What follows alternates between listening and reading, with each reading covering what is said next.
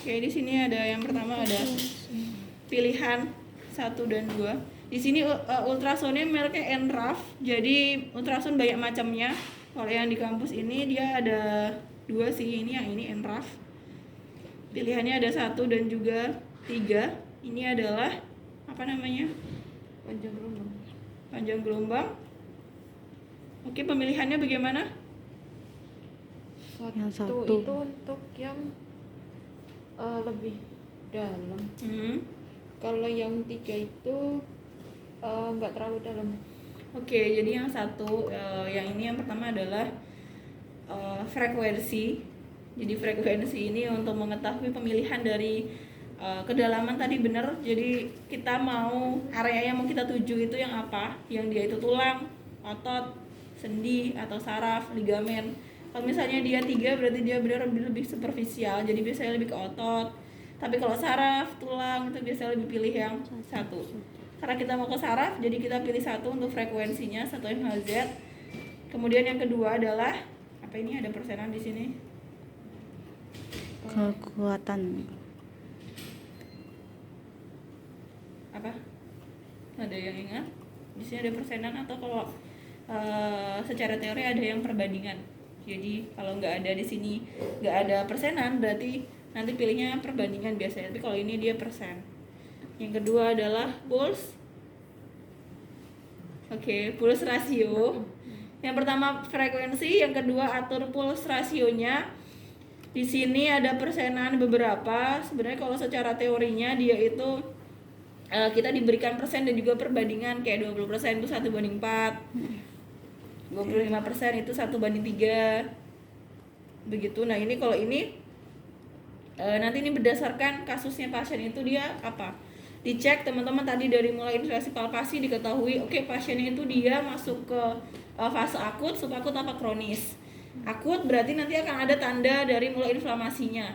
Dari mulai kemerahan, panas, kemudian dicek suhunya lebih panas atau tidak dari sisi yang sehat. Setelah itu kemerahan enggak, jadi tanda-tanda inflamasi itu kalau misalnya ada dia masuknya di akut. Kalau misalnya tidak ada dia nyeri, tapi kalau dibandingkan dengan sisi yang sehat dia seperti sama aja begitu, tidak ada kemerahan, tidak ada bengkak, berarti dia masuknya adalah di kronis. Tapi kemungkinan mungkin dia ada bengkak tapi tidak ada kemerahan gitu. Oke, kita bisa pakai yang subakut. Nah, ini pemilihannya berdasarkan itu. Kalau misalnya di sini ternyata untuk alat ini dia paling kecil 5%. Paling mudahnya adalah semakin dia ke kecil, semakin dia ke akut. Jadi kalau semakin ke besar berarti dia lebih ke kronis. Jadi, karena di sini nanti kalau dia kecil ini akan ada fase istirahat di mana gelombang masuk itu kayak 20% itu kalau secara teorinya dia 1:4. Kalau 1:4 berarti itu satunya itu gelombang itu masuk ke area yang kita inginkan, 4-nya itu adalah istirahat. Jadi ya tek masuk, nanti tek tek tek tek dia istirahat, nanti tek lagi masuk lagi. Semakin dia tinggi, otomatis ini akan fase istirahatnya akan semakin hilang. Jadi gelombangnya masuk terus. Atau kalau teman-teman lihat mungkin kayak di lahan itu dia selalu pakai continuous 100%. Tapi kalau ini 80% yang paling besar. Nah, continuous 100% itu dia gelombangnya masuk terus arusnya. Jadi nggak ada fase istirahat. Kalau teman-teman pilih itu untuk akut, otomatis bisa terjadi peradangan lagi. Jadi ada pecah pembuluh darahnya lagi, nanti bengkak lagi. Makanya kalau untuk akut dia pakainya lebih ke yang kecil karena akan ada fase istirahat. Dan untuk perbandingan ini perlu diingat karena nanti untuk menghitung waktu juga yang pembagian yang banding-banding 1:4, 1:5. Kemudian ini yang kedua, yang ketiga harusnya adalah intensitas, tapi kalau di alat ini ketika kita atur waktunya, dia nanti baru muncul intensitasnya. Sehingga nanti kita hitung waktunya dulu, baru nanti kita akan atur intensitas sambil berjalan. Nah, untuk yang ketiga di sini waktunya adalah rumusnya adalah 1 itu udah rumus dikali luas transducer. Jadi namanya transducer. Oke. Kemudian ini nanti dicek di bagian pasiennya. Dicek di pasien kira-kira areanya itu seberapa luasnya. Cukup nggak sih kalau dicakup sama 1 transducer ini? Kalau misalnya hanya 1 transducer aja udah cukup, berarti nanti kalinya adalah 1. Tapi kalau misalnya kayak mungkin di punggung atau di pinggang atau di bahu dia yang luas, Nah itu bisa kali 2 kali misalnya, tergantung pasiennya nyerinya seberapa. Tapi teman-teman perlu cek juga dia yang paling nyeri itu titiknya di mana. Jadi jangan dikabulkan semua gitu, dia misalnya nyerinya di sini juga mbak, di sini juga gitu. Nah itu jangan semuanya diterapi. Nanti 1 jam pun juga nggak akan selesai terapi pasien. Jadi ditanya dulu, misalnya di sini nyeri, oke ibu di sini sakit, misalnya pasiennya jawab sakit. Kalau dibandingkan dengan yang sini, lebih sakit yang mana? Misalnya yang tadi, oke, yang tadi ini dengan yang sebelah sini lebih sakit yang mana? Jadi teman-teman cek yang paling tersakit itu nanti yang diberikan terapi. Nah kalau misalnya ini misalnya satu transducer, karena kalau bagian dari wrist itu lebih sempit ya, jadi 1 transducer ini cukup, berarti 1 dikali 1. Kemudian setelah kali loss transducer dikali pulse ratio. Nah pulse rasionya kita pakai perbandingan tadi. Kalau dia lebih ke akut berarti teman-teman bisa pakai 1/4 atau 1/3. Kalau lebih ke subakut bisa pakai 1/3 atau 1/2. Tuh, kemudian kalau untuk kronis bisa pakai 1/1, itu sama dengan 50%. Kemudian karena ini nggak ada 100 ya, biasanya 100 itu yang sering dipakai, itu di continuous 100%.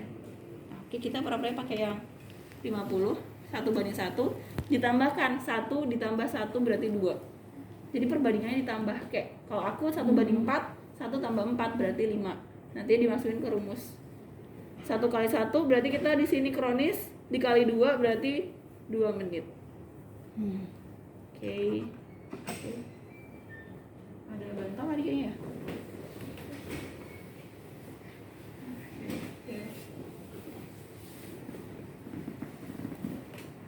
Oke, di sini kita akan pakai 2 menit, teman-teman. Sebelum, karena ini waktunya kalau diatur dia langsung jalan ya. Jadi kita siapin dulu transdusernya.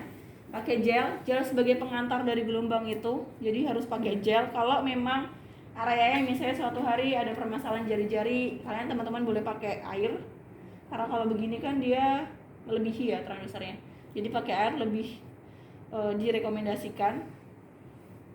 Gelnya juga boleh langsung ke areanya atau boleh di transdusernya. Kalau misalnya langsung di areanya itu biasanya kan nanti dia mubazir di gel, kadang kebanyakan kan. Kalau misalnya dipasin di transdusernya itu akan lebih efisien juga dan lebih hemat gelnya.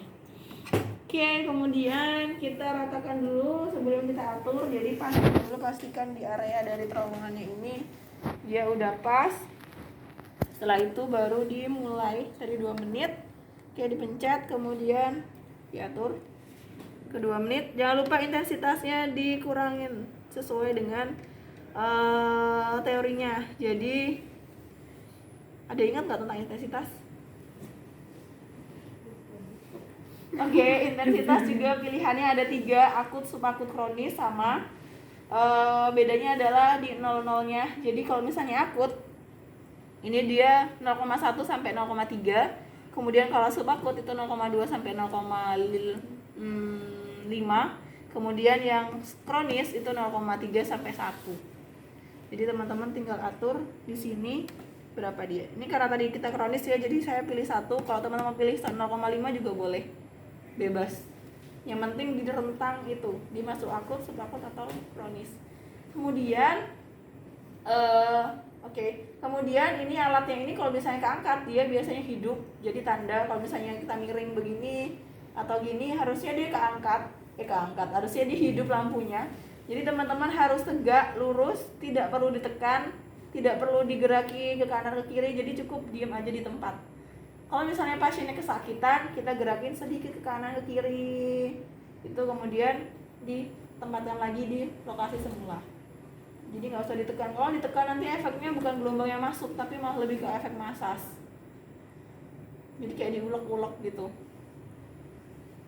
Karena kebanyakan kalau di rumah sakit itu ada juga yang dia, karena dulu itu sebelum teori ini atau materi ini keluar yang tentang nggak boleh bergerak ini, jadi dia tuh kita masih yang jalan-jalan begini. Kalau misalnya kita jalan-jalan begini dengan waktu yang 2 menit, otomatis nggak akan fokus di area yang cedera, menghabiskan waktu. Jadinya pemilihannya sudah berdasarkan kondisi pasien, dan 2 menit itu memang sudah cukup untuk kondisi seperti ini gitu. Kalau di akut berarti dia biasanya akan lebih lama. Pernah dulu ada juga kasus, saya pernah ketemu, jadi awal-awal jadi ada kampus lain itu dia masih yang menggunakan dulu, jadi semuanya itu continuous dan masih pakai teori yang lalu, yang zaman dulu. Nah itu pasiennya itu dia apa ya, kasus apa ya, saya lupa, di CTS atau apa gitu. Nah setelah diterapi dia besoknya pulang itu dia bengkak, jadi makin bengkak karena dia tadi di sini intensitasnya mungkin nggak diturunkan, juga akan tadi harusnya dia fase akut, dia harusnya ada fase istirahat, ternyata dia gelombangnya masuk terus. Itu juga bisa terjadi di situ, bisa membahayakan pasiennya kalau komplain. Oke, itu untuk US-nya. Ada pertanyaan dulu sebelum kita beralih? Ini bisa teman-teman ingat terus karena pemakaian atau penggunaannya ini biasanya sebelum nanti ya, kalau nggak ada perubahan atau pembaharuan ilmu lagi, itu akan dipakai terus undangan US. Karena kalau di lahan pasti pakai alat sih, kecuali mungkin klinik-klinik yang dia nggak punya, itu biasanya langsung exercise, atau juga yang punya tapi US ada yang versi murah yang 2 juta, 1 juta, itu yang dia pengaturannya itu tidak selengkap ini. Tuh, kalau misalnya ini biasanya ada di klinik, di rumah sakit gitu. Kalau yang murahan tadi biasanya tidak akan selengkap ini dan akan lebih mudah pemakaiannya. Tapi kalau ini alatnya beda pun tetap pemilihannya tetap 4 tadi. Meskipun bentuknya beda, mereknya beda, kalau yang di klinik, di rumah sakit dia tetap 4 yang dicari atau diatur. Oke, ada pertanyaan? Ya ada? Ya kita lanjutkan. Itu udah ini belum ya?